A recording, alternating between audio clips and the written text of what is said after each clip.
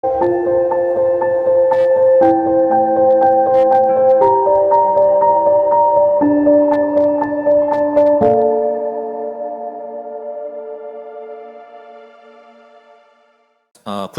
아모스서 제4장 1절부터 5절까지의 말씀을 제가 한 절 여러분 한 절 번갈아 가면서 읽는 것으로 성경 봉독합니다. 사마리아 언덕에 사는 너희 바산의 암소들아, 이 말을 들어라. 가난한 사람들을 억압하고 빈궁한 사람들을 짓밟는 자들아, 저희 남편들에게 마실 술을 가져오라고 조르는 자들아, 주 하나님이 당신의 거룩하심을 두고 맹세하신다. 두고 보아라, 너희에게 때가 온다. 사람들이 너희를 갈고리로 꿰어 끌고 갈 날, 너희 남은 사람들까지도 낚시로 꿰어 잡아갈 때가 온다. 너희는 무너진 성틈으로 하나씩 끌려나가서 하르몬에 내동댕이 쳐질 것이다. 주님께서 하신 말씀이다. 너희는 베델로 몰려가서 죄를 지어라. 길갈로 들어가서 더욱더 죄를 지어라. 아침마다 희생 제물을 바치고 사흘마다 11조를 바쳐보아라. 또 누룩 넣은 빵을 감사 제물로 불살라 바치고 큰 소리로 알리면서 자원 예물을 드려보아라. 이스라엘 자손아, 바로 이런 것들이 너희가 좋아하는 것이 아니냐? 주 하나님이 하신 말씀이다. 아멘. 네, 기도드리고 오늘 설교 말씀 듣도록 하겠습니다. 주님, 저희에게 주님의 날, 특별히 신년주일 허락하심을 감사합니다. 오늘날까지 오직 주님의 인도하심이 있었기에, 주님의 함께하심이 있었기에 오늘 우리가 이 자리에 있는 줄 믿습니다. 주님, 우리의 예배를 받아주옵소서. 성령과 진리로 드리는 예배 되기를 원하오니 우리의 예배와 함께하여 주옵소서. 그리고 주의 자녀들에게, 주의 백성들에게 주님의 말씀을 허락하여 주시옵소서. 우리가 나아갈 바를 깨달을 수 있도록 주여 역사하여 주옵소서. 이 부족한 종 세우셨으니 이 부족한 종 붙들어 주시고 이 종을 통해 주님 말씀하여 주옵소서. 우리 주 예수 그리스도의 이름으로 간절히 기도하옵나이다. 아멘. 오늘도 성부, 성자, 성령 삼위 하나님께서 우리에게 명하시는 생명의 길 위로 걷고 또 그 주님의 뒤를 따르는 우리 모두가 되기를 간절히 바랍니다. 오늘은 드디어 11조에 대해 설교하려고 합니다. 제가 우리 교회 정암교회 개척하고 이제 만 15년이 되는데요. 제 기억으로는 한 번도 11조 설교를 안 하지 않았나 싶습니다. 어느 성경 공부 시간에 교재에 있어서 이야기를 한 적이 있는지 모르겠습니다만 주일 설교는 한 기억이 없습니다. 그래서 왜 그랬는지는 잠시 후에 말씀드리기로 하고, 그래서 오늘 설교 제목이 드디어 11조라고 이제 시작을 합니다. 제가 몇 달 전에 연세대학교 신학과의 김학철 교수가 11조에 대한 강연을 하는 동영상을 유튜브에서 보고 계속 좀 고민이 됐습니다. 어떤 고민이었냐면 11조에 대해서 제가 잘 몰랐던 부분도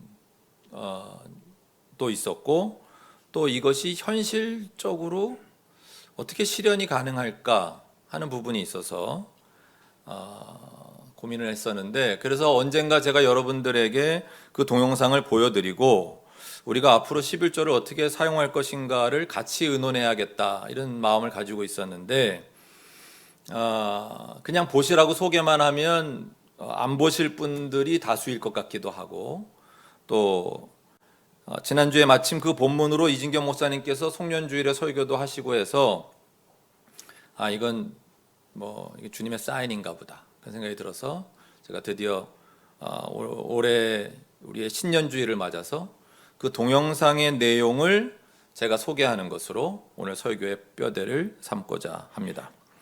우선 창세기 14장 20절 본문을 보시겠습니다. 같이 읽어보겠습니다. 아브람은 들으시오. 그대는 원수들을 그대의 손에 넘겨주신 가장 높으신 하나님을 찬양하시오. 아브라함은 가지고 있는 모든 것에서 열의 하나를 멜기세덱에게 주었다. 그러니까 이 내용은 뭐냐면 아브라함이 전투에서 승리하고 지금 돌아오는 길에 멜기세덱이라고 하는 제사장을 만난 거예요. 이분이 좀 특별한 제사장이시긴 한데 성경에서. 근데 그 제사장이 하나님을 찬양하시오 했더니 자원해서 11조를 드렸다 하는 내용입니다.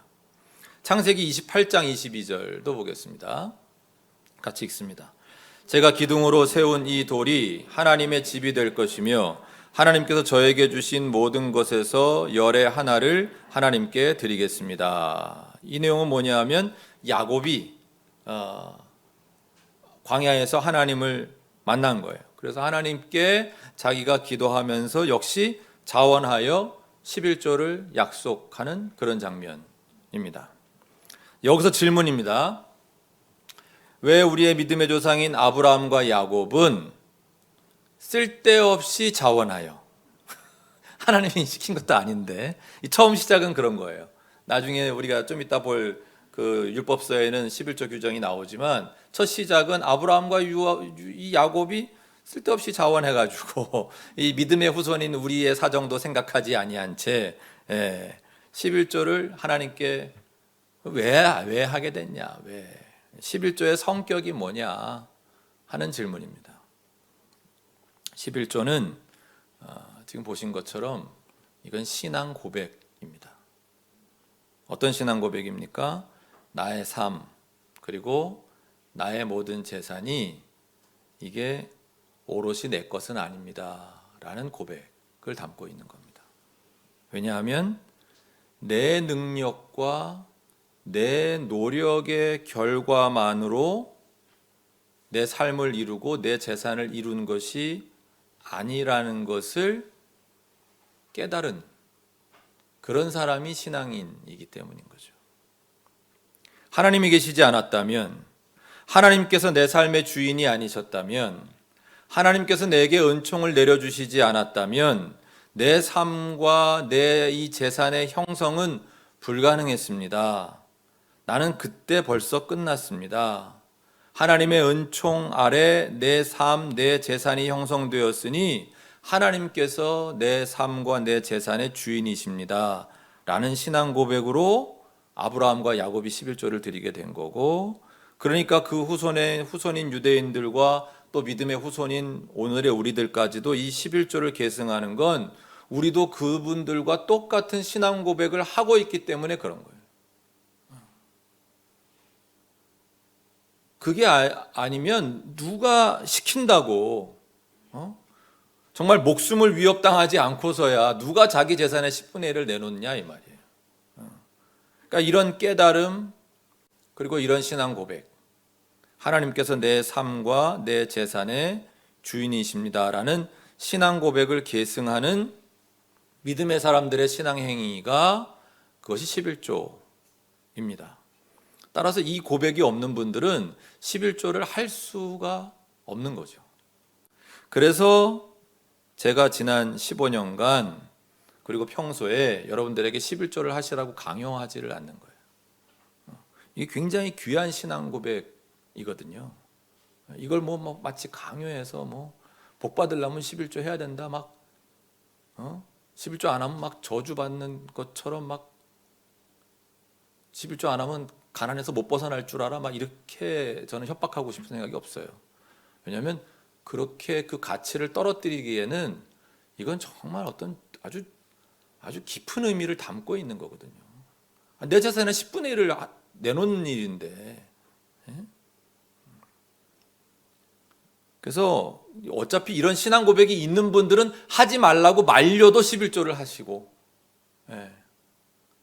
그리고 이런 신앙 고백이 없는 분들은 아무리 11조가 중요하다고 강조해봐야 11조를 할 수 없는 거죠.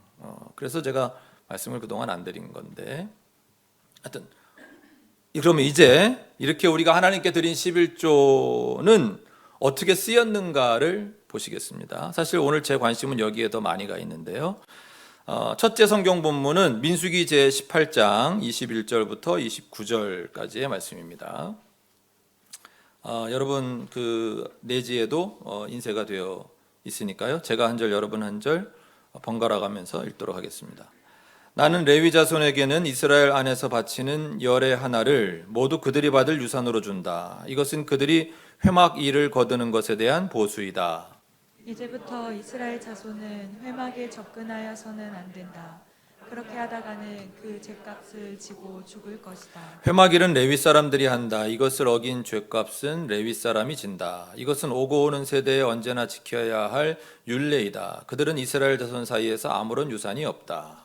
그 대신에 나는 그들에게 이스라엘 자손이 나에게 들어 올려 바치는 제물 곧 열의 하나를 그들의 유산으로 준다. 그러므로 나는 그들은 이스라엘 자손 사이에서 아무런 유산도 없다고 그들에게 말하였다. 주님께서 모세에게 다음과 같이 말씀하셨다. 레위 사람에게 말하여라. 너는 그들에게 일러라.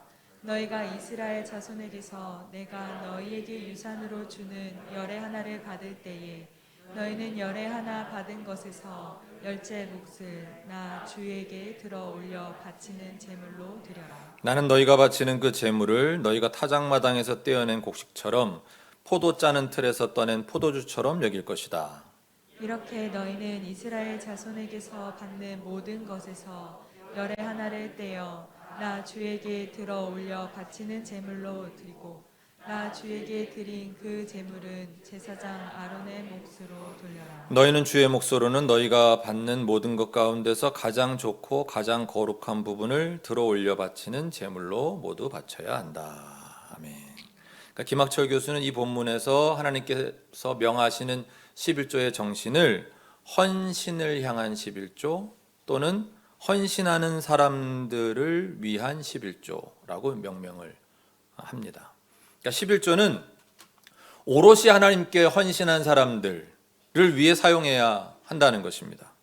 그 당시에 제사장이나 레위인들처럼 하나님을 향해 헌신하는 사람들로 다른 직업이 없고 경작할 땅도 주어지지 않은 다른 경제적인 기반이 전혀 없는 그 사람들을 위해서 11조는 그렇게 그들을 위해 쓰여야 한다는 것이 민수기를 통한 하나님의 명령입니다.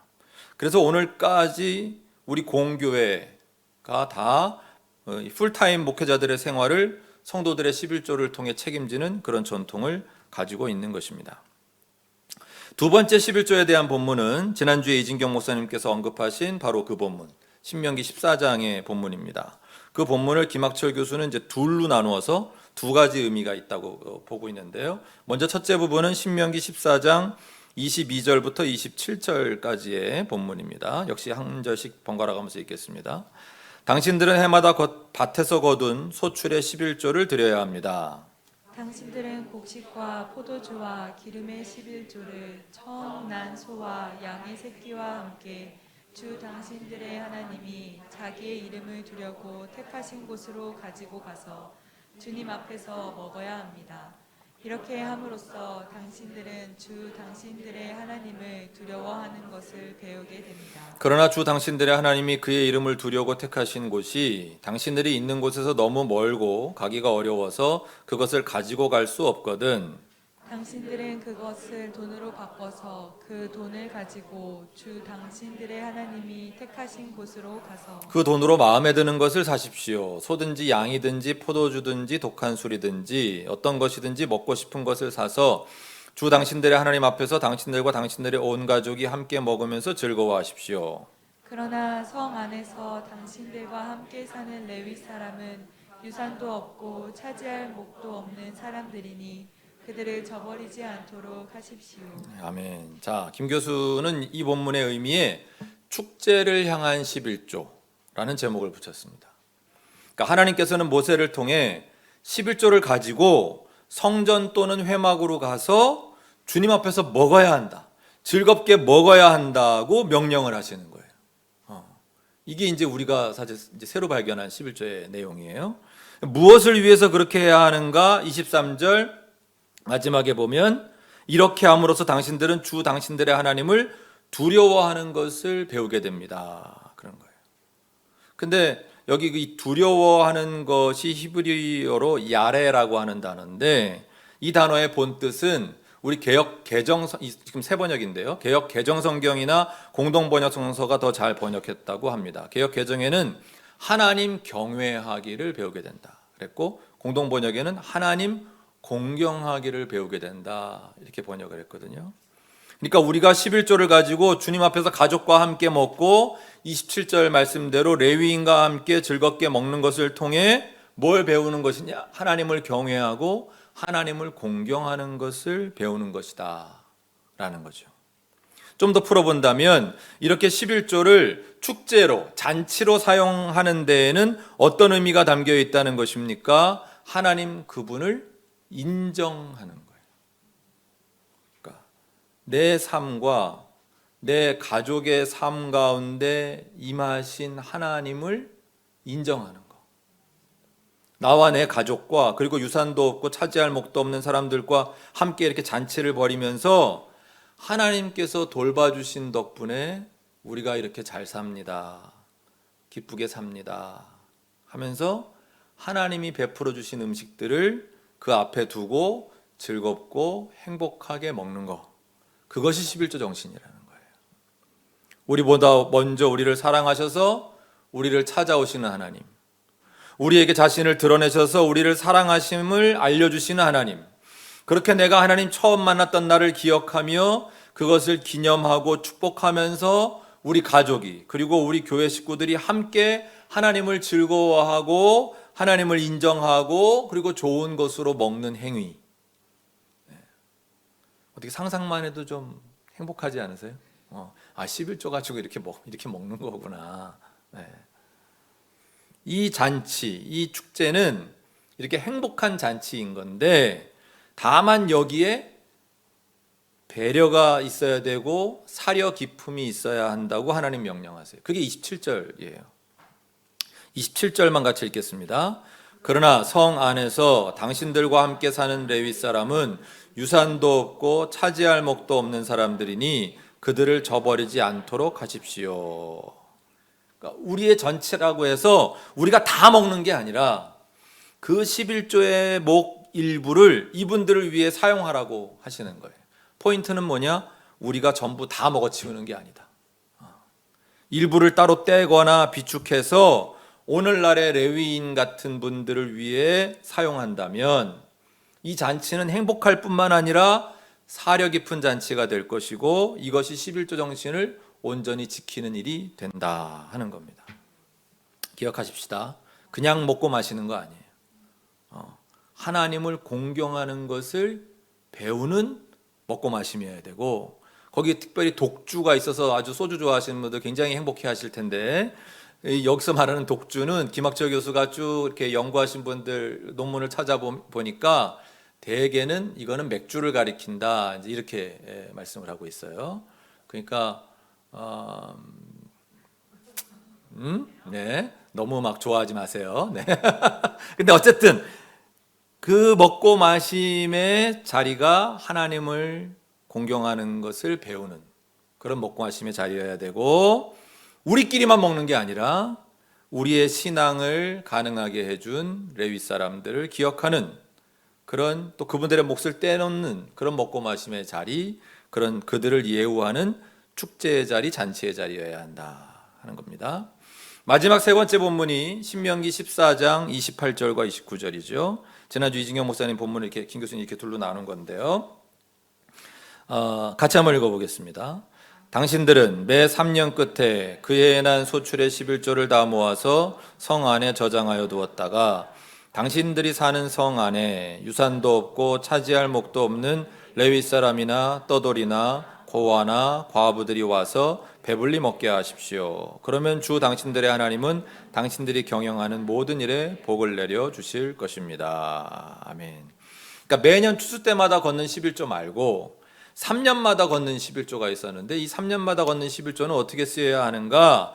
레위 사람 뭐 계속 언급하셨으니까 일단 빼고 생략하고 레위 사람 그리고 떠돌이. 떠돌이가 오늘날로 말하면 누구를 떠올릴 수 있을까요? 이걸 이제 외국인이라고 번역한 성경도 있는데 그 중에 특별히 난민이라고 할 수 있을 것이다. 그렇게 김학철 교수는 얘기를 합니다. 왜냐하면 지금 본문에서 언급하신 이 떠돌이는 그 사회에서 권리가 없는 사람들을 얘기하는 거거든요. 그러니까 법적 보호를 받을 수 없는 사람들을 얘기하는 거예요. 그러니까 이렇게 권리가 박탈당한 사람들이 바로 11조를 통해서 돌봄을 받아야 하는 사람들이라는 것이 11조 정신이라는 거죠. 그래서 이 마지막 세 번째 11조의 정신을 김 교수는 돌봄을 향한 11조라고 이름을 붙였어요. 레위인, 떠돌이, 그리고 고아와 과부. 고아와 과부가 누구예요? 당시 대표적인 경제적 약자들이죠. 사회적 약자들이에요. 그러니까 3년마다 걷는 11조로는 이런 사회적 약자들을 기억하고 성마다 이런 사람들이 있을 테니 거기 보면 성 안에라는 이런 표현이 있죠. 28절 29절에. 그러니까 성 안에 11조를 비축하여 두었다가 그들을 돌보라는 거예요. 그러니까 이 성 안에라는 건 오늘날로 말하자면 뭐예요? 우리가 더불어 살아가는 그 공동체를 얘기하는 거죠. 이 더불어 살아가는 공동체 안에서 11조를 가지고 이 사람들을 배불리 먹게 하는 것, 기뻐하게 하는 것이 11조 정신이다라는 말씀이에요. 그러고 보면 어려운 사람을 돕는 건 우리 신앙, 기독교 신앙의 핵심이기도 하잖아요. 근데 이것이 11조의 핵심이기도 하다는 것을 우리가 발견하게 되는 것이죠. 여기 성안, 즉 우리가 더불어 사는 공동체는 우리 교회 공동체를 얘기할 수도 있고 조금 더 넓게 보면 우리 지역 공동체를 얘기할 수도 있을 거예요. 그 성 안에서 권리를 잃은 사람들, 고통을 당하는 사람들, 소외된 사람들을 돌보는 그들을 배불리 먹게 하기 위해 드리는 11조. 이것이 이제 돌봄을 향한 11조인 것이죠. 그러니까 그동안 우리 교회가 해온 말레이시아의 난민학교, 또 그 미얀마 피난민들 돕는 성금, 봄, 가을로 쌀 사서 시청이나 구청을 통해 이웃들에게 전달하던 사역, 또 격주로 우리 소녀, 소년, 가장이나 힘들게 살아가시는 이웃들에게 반찬을 나누는 사역 같은 거, 뭐 중간에 잠깐씩 했던 건 다 빼고 지속적으로 해오고 있는 것만 지금 얘기하는 겁니다. 이런 것들은 아주 11조 정신에 맞게 잘 해오고 있었다고 우리 스스로를 칭찬하면서 동시에 이제 이런 종류의 사역을 더 늘리고 좀 더 촘촘하게 해나갈 시점이 되지 않았는가. 우리의 11조를 가지고 말이죠. 이 말씀은 결론 부분에 다시 좀 더 말씀드리기로 하고, 자, 여기서 예수님께서 이 11조에 대해 걱정하셨던 부분, 그리고 하나님께서 말라기와 아모스 이 선지자를 통해 사람들의 11조에 대한 잘못을 지적하셨던 부분을 잠시 살펴보겠습니다. 아모스서 4장 1절부터 5절, 우리 아까 같이 쭉 읽었죠. 읽었으니까 다시 읽는 걸 생략하더라도 한번 눈으로 한번 보시고, 여기 보시면 2절, 3절, 4절 말씀이 섬뜩해요. 하나님이 뭐 보통 진노하신 게 아니에요. 그러면서 4절의 말씀에 보면 네가 11조 많이 하냐? 어디 3일에 한 번씩 11조 한번 해봐라. 네가 가난한 사람들을 억압하고 1절에 있는 것처럼 빈궁한 사람들을 짓밟으면서 드리는 그 11조를 내가 기뻐할 것 같으냐? 하는 질책의 말씀인 거죠. 말라기 3장 8절 이런 말씀이 있죠. 사람이 하나님의 것을 훔치면 되겠느냐? 그런데도 너희는 나의 것을 훔치고서도 우리가 주님의 무엇을 훔쳤습니까? 하고 되묻는구나. 11조와 헌물이 바로 그것이 아니냐. 그러니까 지금 이런 하나님의 무서운 질책이 왜 생겼는가? 우리가 당시 유대인들이 11조를 어떻게 했었는지를 보게 되면 되는데요. 예수님께서 하신 말씀을 보면 이제 왜 하나님이 이렇게 경로하시는지 알 수 있습니다. 마태복음 23장 23절입니다. 같이 읽겠습니다. 율법학자들과 바리새파 사람들아, 위선자들아, 너희에게 화가 있다. 너희는 박하와 회양과 근체의 11조는 드리면서 정의와 자비와 신의와 같은 율법의 더 중요한 요소들은 버렸다. 그것들도 소홀히 하지 않아야 했지만 이것들도 마땅히 행해야 했다. 아까 신명기 본문에서 본 것처럼 11조는 뭐예요?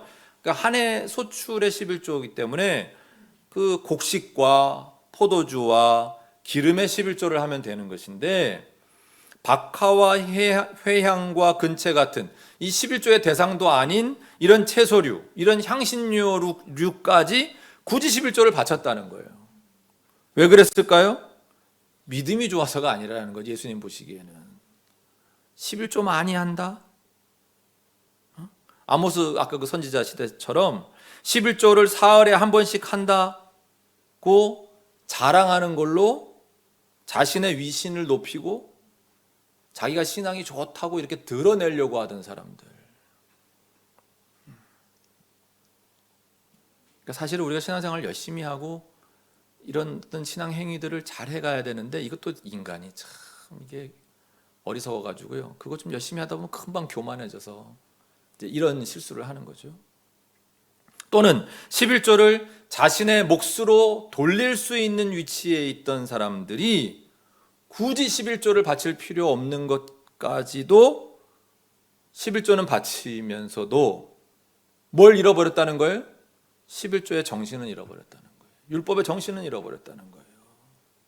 우리가 계속 살펴왔던 세 가지 그 헌신과 축제와 돌봄의 그 11조의 정신도 버리고 예수님이 지적하신 것처럼 정의와 자비와 신의와 같은 하나님 법의 더 중요한 요소들을 버렸다고 예수님 말씀하시는 거예요. 11조는 하면서도 11조의 정신은 버린 거죠. 하나님께서 아모스서에서 말라기에서서에서 질책하신 이유, 예수님께서 마태복음과 또 누가복음에서 11조의 오용을 경고하신 이유가 바로 여기에 있어요. 11조의 정신을 잃어버린 채로 신앙생활을 한다는 것이 얼마나 지금 이 신앙생활의 본질에서 멀어진 것인가를 지적하시는 거죠. 누가복음 11장 42절에서는 예수님께서 이렇게 말씀하세요. 너희 바리새파 사람들에게 화가 있다. 너희는 박하와 운양과 온갖 채소의 11조는 바치면서 정의와 하나님께 대한 사랑은 소홀히 한다. 그런 것들도 반드시 행해야 하지만 이런 것들도 소홀히 하지 않았어야 하였다 말씀하시는 거예요. 누가복음에서는 그 정의와 신이 더해서 자비에 더해서 하나님께 대한 사랑을 실천하라는 말씀까지 더하고 계시는 거죠. 하나님을 향한 사랑을 실천한다는 것이 뭐 여러 의미가 있겠습니다만은 현실적으로 나타나는 걸로 우리가 적용한다 그러면 뭐예요? 하나님이 사랑하는 것을 우리도 사랑하는 것이라고 할 수 있을 것입니다. 하나님은 누구를 사랑하시고 어떤 사람들에게 귀를 기울이시죠? 고통 가운데 하나님을 향해서 울부짖는 사람, 그분 앞에서 신음하는 사람들이죠. 그러니까 우리도 그분들을 사랑하는 것이 하나님께 대한 사랑을 실천하는 11조 정신을 지키는 길이 된다라는 것입니다. 오늘의 설교를 정리하겠습니다. 11조는 너무나도 아름다운 정신을 담고 있습니다. 참으로 귀한 신앙 고백입니다. 하나님을 만나 성도가 된 사람들이, 우리에게 단 한 번 주어진 인생에 대해 겸손함을 회복한 사람들이 아브라함과 야곱의 본을 따라 자기 재산의 10분의 1을 하나님께 드리는 것이 11조입니다. 이것은 내 삶 그리고 내 재산이 내 능력, 내 노력만으로 일군 것이 아니라는, 그 주인은 하나님이시라는 아름다운 신앙 고백입니다. 그리고 그렇게 드려진 11조는 헌신하는 사람들을 위해 사용되어야 되고, 하나님 공경함을 배우는 축제를 위해 사용되어야 되고, 그리고 공동체에서 소외된 이들, 권리를 박탈당한 이들을 돌보기 위해 사용해야 됩니다. 특별히 김학철 교수는 헌신하는 사람들을 정의하는 데 있어서 이들은 공적 영역, 공공 영역에서 예수님께서 잃어버리지 말라고 명령하신 정의, 자비, 신의, 그리고 하나님에 대한 사랑의 가치들을 구현하는 사람들이라고 했습니다. 그러니까 헌신하는 사람들을 위한 11조는 단순히 목회자들만이 아니라 정의, 자비, 신의, 그리고 하나님께 대한 사랑의 가치들을 공공 영역에서 구현하는 사람들을 위한 것으로 11조에 사용하는 그 폭을 더 넓혀야 한다라는 것이죠. 저는 오늘 공고한 2021년 우리 교회 당회에서 규약 개정위원회를 만드는 걸 우리의 총의로 모으고자 합니다. 우리 교회 규약을 개정하면서 우리가 어떻게 하면 11조 정신을 잃지 않고 오늘날 우리 신앙생활에 적용할 수 있을지 그 방법을 찾고자 합니다. 이미 다 아시는 바와 같이 오늘날 한국교회의 11조는 교회 공동체의 가장 기본적인 유지 활동을 위해 매우 중요한 역할을 하고 있습니다. 따라서 여러분이 11조를 하지 않으시면 교회는 유지되기가 쉽지 않습니다. 그런데 성경 말씀대로 11조 정신을 회복하기 위해서는 앞으로 조직될 그 규약 개정위원회에서 이런 우리의 현실과 그동안 숙고하지 못하고 지나쳤던 헌신, 축제, 돌봄의 11조의 정신을 구현하는 이 하나님의 명령을 잘 조화시키는 지혜가 필요하다고 할 것입니다. 어떻게 하나님의 명령을 지키는 현실적인 안을 만들어 갈 것인가? 쉽지는 않겠지만 시작하려 합니다. 규약 개정은 최대한 빠르게 여름 안으로 개정안을 마련하고 공청회와 임시당회를 거쳐 우리의 총의를 모아 개정된 대로 지켜가려고 합니다. 결론적으로 제가 바라는 바는 앞으로 우리 교회의 11조를 좀 더 하나님의 뜻대로 뜻에 맞게 사용하고 싶습니다. 성경 말씀대로 11조의 정신을 잃어버리지 않은 채로 우리의 11조가 사용되기 원합니다. 헌신하는 분들을 위해 사용되는 11조로, 하나님 공경을 배우는 축제를 위한 11조로, 그리고 돌봄을 위한 11조로 사용되기 원합니다. 이를 위해서 규약 개정을 통해 11조의 사용처를 좀 더 좀 명확하게 규정하려고 하는 것입니다. 우리는 하나님께 대한 믿음을 고백하는 의미로 11조를 합니다. 그리고 그 정신인 정의, 자비, 신의, 하나님께 대한 사랑, 이것을 실천하는 것 또한 우리 신앙인들의 본분으로 삼습니다. 우리가 이 예수님이 명령하신 11조 정신을 이어나가는 것, 저는 우리 교회의 신년주의를 맞아서 우리가 함께 이 길을 걸어가는 새해, 아니 앞으로 우리의 남은 전 생애가 되시기를 주님의 이름으로 축원합니다. 기도드리겠습니다.